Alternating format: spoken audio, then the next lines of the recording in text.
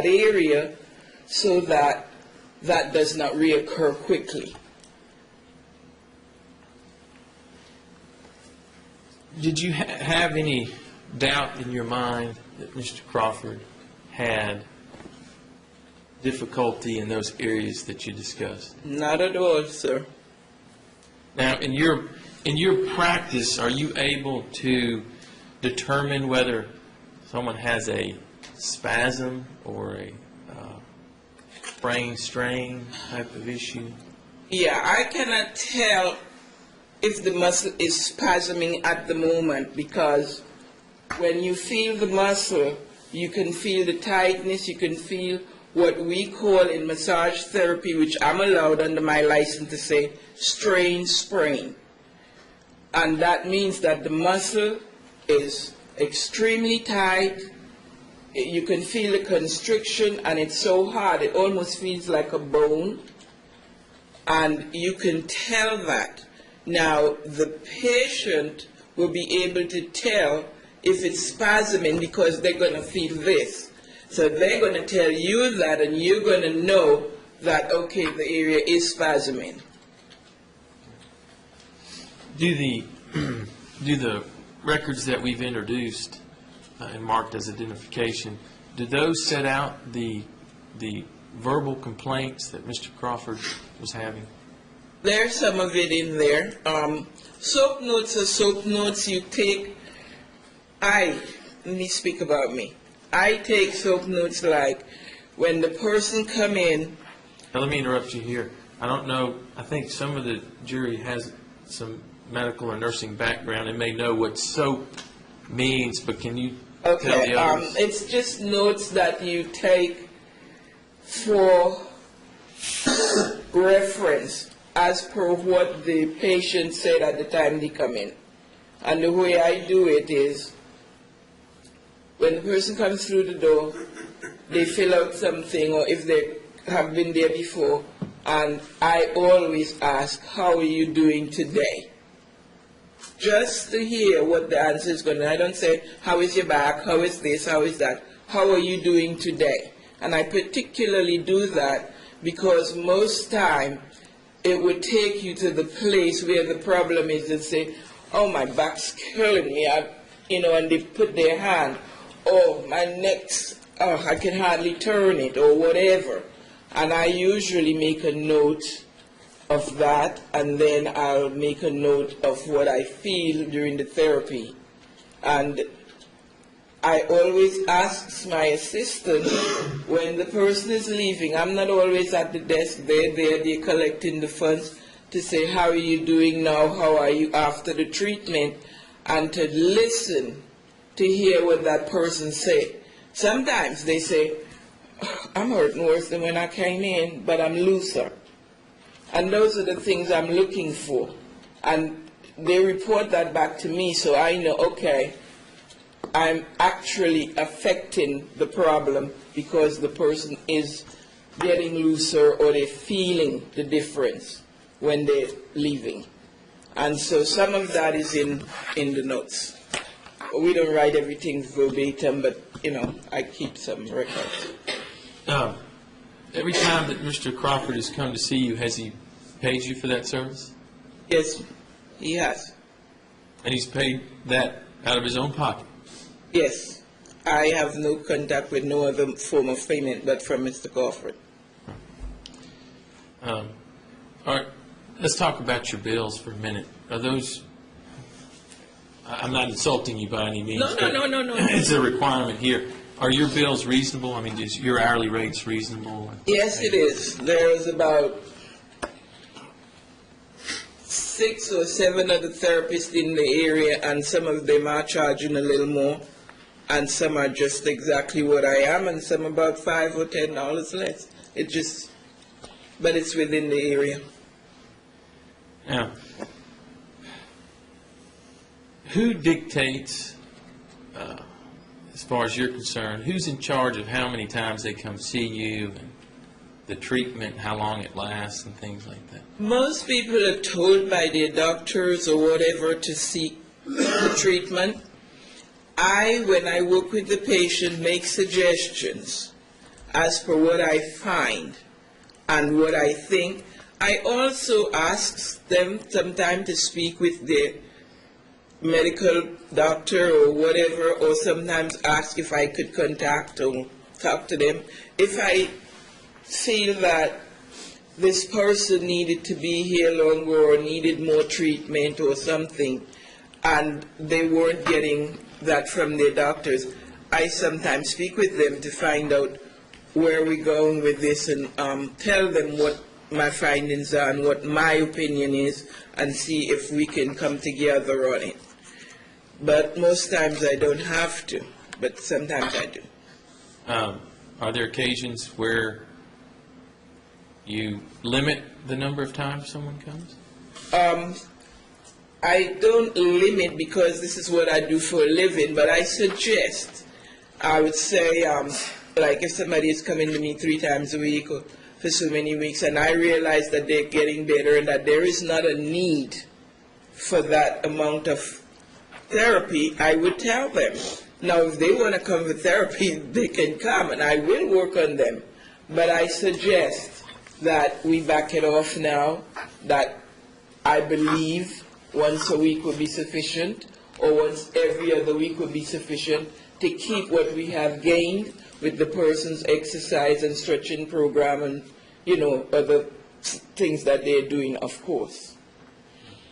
Now, I want to touch on one last issue, and that is, you talked about the fact that Mr. Crawford came in and shared with you how he was feeling, and you documented that, and then you also did the therapy and were able to determine what areas were bothering him through your actual physical work. Were there any occasions where he told you something and then you started doing the therapy and questioned his statements to you? No, sir. Each time that Mr. Crawford had said that something was happening, I could, sometimes he didn't even, and I would say, this is awfully tight today, and I remembered so and so, and why have you done something? And I had a lot of driving, or I had a lot of sitting to do at work, or, you know, something like that, and yes, I'm really hurting. Sometimes he don't even say, you know, but I would find it. But I've never found him to say anything that I found to be different. I'd like to go ahead, Your Honor, I guess, and publish those documents. The objection that they're exhibit number 4, you may pass them if you can. Oh, I'm sorry.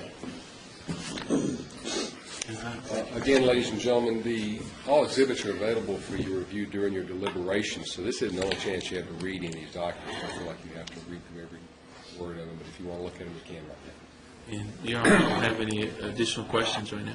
All right, Cross.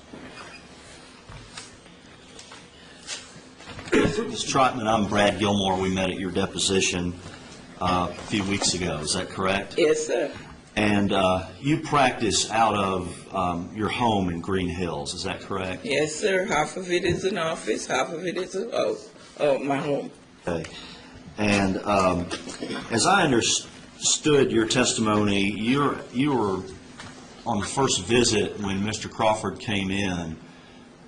That was in July of 2004, is that correct? Sometime back there. I think your SOAP notes will reflect that July 21st was the first date you saw him. Yeah. And if the accident that we're here about today occurred in October of 2002, then that would have been about 2 years later. Is that correct? 2002 to July. October 2002 to July of 2004. Yeah, that's approximately 9 months or whatever. Yeah. A year and 9 months. Approximately. And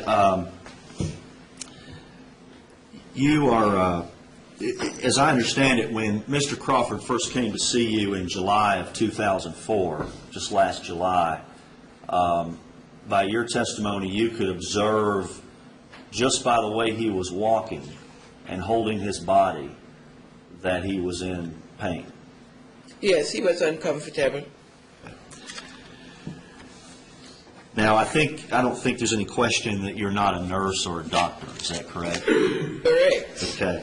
You don't administer shots or give medication or anything like that? No, sir, I don't. And you mentioned that in some people they can have a ruptured disc or a pinched nerve. You don't have any information, medical information, that Mr. Crawford had either of those things, do you? You mean from my findings? From any source? No, sir, I don't. Okay. That would need to be determined by his physicians, wouldn't it? Oh, definitely. Okay. And there's also a difference between massage therapy, which you do, and what we think of as physical therapy, correct? Yes, there is. Physical therapy deals with range of motion, strengthening with the stretches and the exercise I give to also help people with strengthening muscles and all that type of stuff, yes. Okay. Now, when I took your deposition, there was some discussion about whether or not Mr. Crawford had a script or prescription to come and see you from a doctor. And as I recall, you were not able to find that the day we were at your home, and then you provided me with what's being published to the jury, your SOAP notes and bills. Right. And I didn't see it in there either. So can we assume then that there was no prescription? Mr. Crawford came in with a prescription.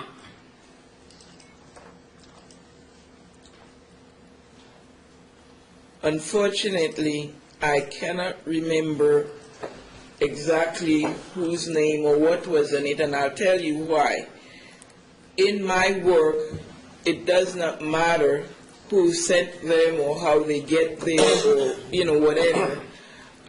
The fact is, if the person has a problem and they get on the table and I agree that there is a problem and I'm asked to work on it, I'll work on it. If Mr. Crawford had walked in without a prescription or anything, I would still have worked on him for his injury. And you don't have that prescription with you here today? I didn't bring any papers, I'm sorry. And it's not in what you sent to Mr. Freeman? No, I was asked to send my notes and my billings, and so that's what I sent. Okay. Your Honor, may I hand the witness her deposition? Yes, ma'am. Yes, sir. I'm going to show you, ma'am, a copy of your deposition.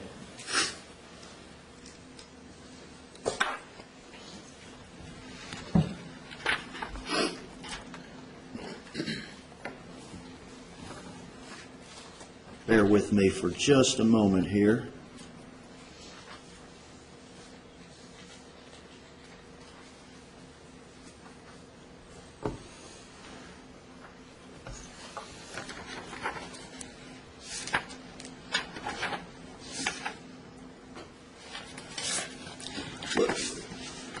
Ma'am, on page 39 of your deposition, or I'm sorry, 36 of your deposition,